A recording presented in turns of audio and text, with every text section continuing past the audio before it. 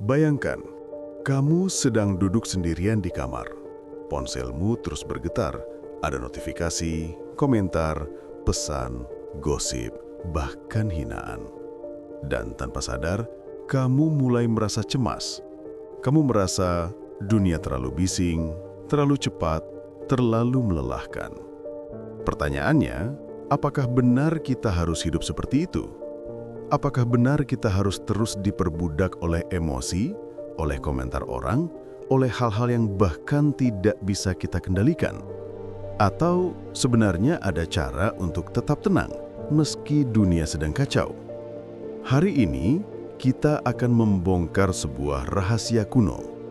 Rahasia yang sudah ada sejak lebih dari 2000 tahun lalu. Filsafat yang disebut Stoicisme, sebuah seni hidup yang membuat para budak, filsuf, hingga kaisar Romawi bisa tetap tenang menghadapi badai kehidupan. Bagian 1. Apa itu Stoicisme? Stoicisme lahir di Yunani kuno, sekitar 300 tahun sebelum Masehi. Didirikan oleh Zeno dari Citium, lalu berkembang di Roma melalui para filsuf besar, Seneca, Epictetus, dan Marcus Aurelius. Sederhananya, Stoicisme adalah seni untuk mengendalikan diri, menerima hal yang tidak bisa diubah, dan hidup sesuai dengan kebajikan.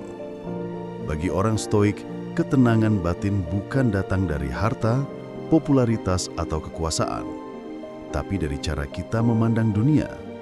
Seneca menulis, "Kita seringkali lebih menderita dalam imajinasi kita daripada dalam kenyataan." Bagian 2. 4 prinsip utama Stoicisme. Ada 4 prinsip utama dalam Stoicisme. Mari kita bahas satu persatu dengan contoh nyata dalam hidup kita hari ini. Pertama, kendalikan yang bisa kamu kendalikan. Marcus Aurelius menulis, "Kamu punya kendali atas pikiranmu, bukan atas dunia di luar sana." Dalam hidup modern, kita tidak bisa mengendalikan berita buruk di media sosial, harga barang yang naik, atau komentar orang yang menghina. Tapi, kita bisa mengendalikan bagaimana kita merespon. Kita bisa memilih apakah akan marah, sedih, atau tetap tenang. Kedua, terima yang tidak bisa kamu kendalikan. Epictetus mengingatkan, beberapa hal ada dalam kuasa kita, dan beberapa hal tidak. Jika hujan turun di hari pernikahanmu, kamu tidak bisa menghentikannya. Kalau temanmu berkhianat, kamu tidak bisa mengontrol hatinya. Tapi, kamu bisa memilih untuk tetap berdiri dan tidak dikalahkan oleh keadaan. Ketiga, latih kebajikan. Stoicisme mengajarkan 4 kebajikan utama: bijaksana, berani, adil, dan mampu mengendalikan diri. Tanpa kebajikan, hidup kita seperti kapal tanpa arah. Seneca berkata, "Tidak ada angin yang menguntungkan bagi kapal yang tidak tahu kemana ia berlayar." Keempat, pahami bahwa penderitaan berasal dari pikiran kita sendiri. Epictetus menulis, manusia bukan disakiti oleh peristiwa, tetapi oleh pandangan mereka tentang peristiwa itu. Kamu bukan menderita karena orang lain menghina, tapi karena kamu percaya pada hinaan itu. Bagian 5. Kisah para Stoik. Mari kita melihat kehidupan nyata dari para filsuf Stoik. Epictetus adalah seorang budak. Kakinya dipatahkan oleh tuannya. Namun ia berkata, "Kamu bisa melukai tubuhku, tapi tidak bisa menyentuh pikiranku." Ia lahir sebagai budak, tapi mati sebagai guru kebijaksanaan. Seneca, penasihat Kaisar Nero. Ia hidup di istana penuh intrik, penuh bahaya.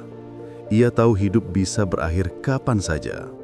Karena itu ia menulis, bukan karena kita memiliki waktu yang singkat untuk hidup, tetapi karena kita banyak membuangnya. Marcus Aurelius, Kaisar Romawi yang memimpin di masa perang, wabah, dan pengkhianatan. Namun di tengah kesibukannya, ia masih menulis Meditations, catatan pribadi untuk mengingatkan dirinya sendiri agar tetap rendah hati. Ia menulis, "Kamu bisa mati sekarang, Biarkan itu menentukan apa yang kamu pikirkan, katakan, dan lakukan.